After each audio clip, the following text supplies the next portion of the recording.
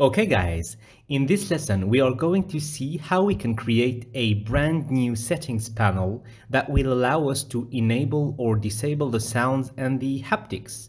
So, first off, you want to open your photo editor and create some sprites. The first sprite we are going to create is a container. So just select the rect tool, for instance, and create a container that will be, let's say, 256 by 256.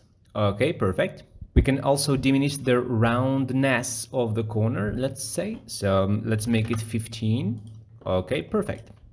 Cool, we've got our first sprite here. Then we want to create the sprites that will serve as buttons for our sounds and haptics.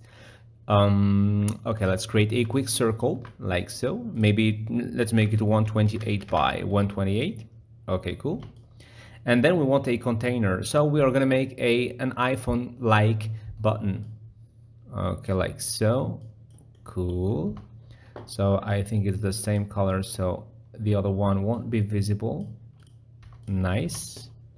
Then you can rearrange them as you wish. I think the sizes I've made here are quite good. So this one will be gray. Okay, like so.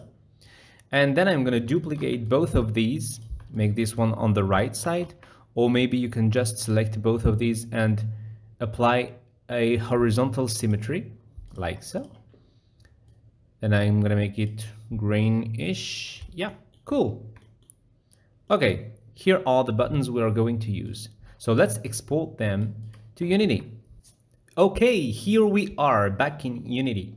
Here are the sprites we've just created. So I'm going to select the three of them and change the texture type to sprite. Okay, let's apply the changes. Then you want to select the rounded container one you've made and open the sprite editor. But when you click on it, it tells you that you need the 2D sprite package from the package manager. So we're going to do what Unity just said. So let's click on Window, select Package Manager. Then you want to select the packages, the Unity registry package list, and select 2D Sprite and install. Okay, perfect. Let's now close this window. And now we can select the rounded container and open it in the sprite editor. Perfect.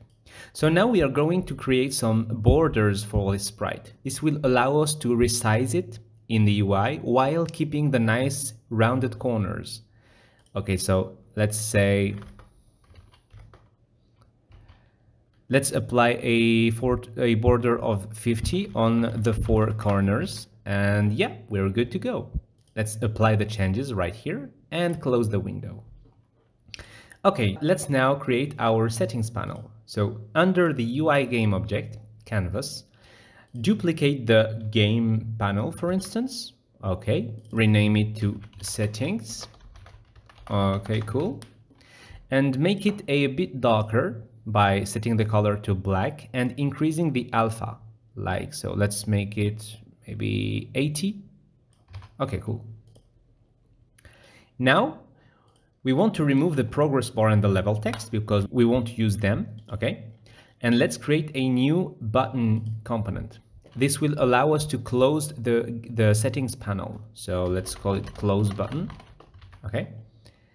Let's stretch it to fit the size of the screen, like so.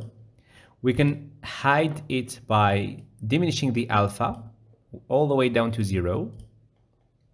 And we can also change the transition type to none so that we don't notice a change in color. And finally, we can remove the text component from it. Okay, we now have our close button.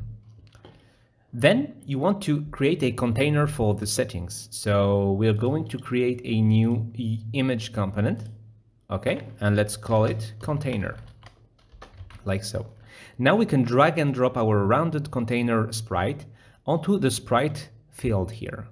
Okay, cool, we have it. In the scene, press T to get the rect tool, and you can stretch the container. And you see now, even though we're stretching it or making it bigger, the rounded corners are still crisp. Awesome. Okay, so let's make the settings container about this size. Then we want to create a new text, or you can duplicate any text from our previously made text. So I'm going to duplicate the level text, for instance, drag it and drop it onto the container. Perfect. And I want to anchor it to the top of the container. So I'm pressing Alt to move it instantly. Perfect. Let's bring it a bit down, okay, a bit below, and maybe rename it settings. Cool. Now we can rename it, sorry. So let's say settings text. Okay. Now I'm gonna make another container inside this container that will hold the sounds settings and haptics settings. So let's do that right away. Let's create a new image component and let's call it settings, or maybe sub container, like so. We can just make it darker just for the moment to resize it and place it wherever we want. So let's resize it a bit, maybe something like that. All right. And now we are going to use a new component, which is the vertical layout group, that will allow us to place our elements automatically. So let's add this component. It's the vertical layout group. Press enter. Perfect. Now under the subcontainer, you want to create two new images. So let me do that quickly. So let's make this one red-ish. And the next one will be maybe blue. Okay. So now you can see that it has created two images and has already placed them in a vertical pattern. To be able to better control this pattern, you can tick the width and height control child size options right here. So when ticking the width one, it will stretch the children of this same game object to fit the width of this game object. And we can do the same thing for the height. Perfect. Now you can add as many objects as you wish and it will fit them onto this container. But in our case, we only need two, one for the sounds and one for the haptics. Okay. Here under this game object, we want to add a horizontal layout group this time because we will have two elements. The name of the option or the setting and the button that will allow us to enable or disable this same setting. Okay, perfect. So we can already create them. So let's duplicate the settings text, drop it under this first image. And we also can create a button component like so. Perfect. Let's call it on maybe sounds button. Okay, cool. So now we can select our horizontal group and tell it to enable the width and height options again, like so that we don't overflow. Okay. Now we can remove this one and duplicate this one. Perfect.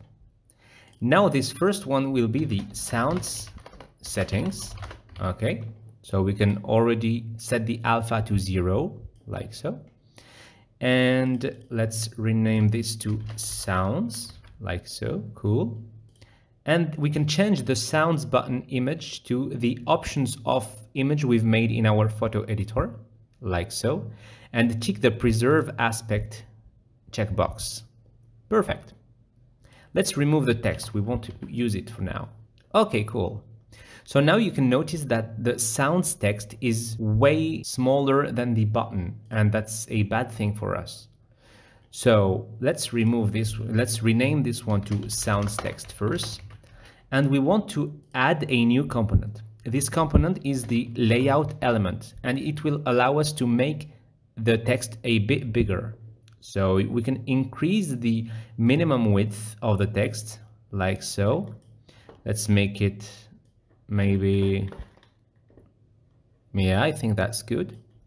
Maybe 300 pixels. Okay, cool. We can also diminish the max size just to fit the style better. Perfect. Let's now add a bit of padding. So maybe 20 pixels on each side. Cool. And yeah, it's already pretty much done. So we can also change the alignment, although it won't matter for now. Let's duplicate this one and remove the previous one. Okay, let's change this to haptic haptics settings. Cool. Let's change the text here to haptics or vibration, let's say. All right.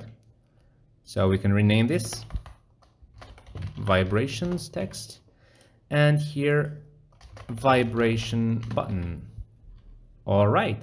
So basically in the next session, we are going to see how to change this sprite, you see, like so. So when the player clicks on the button, it will change the sprite and enable the vibration, for instance. All right. So see you there.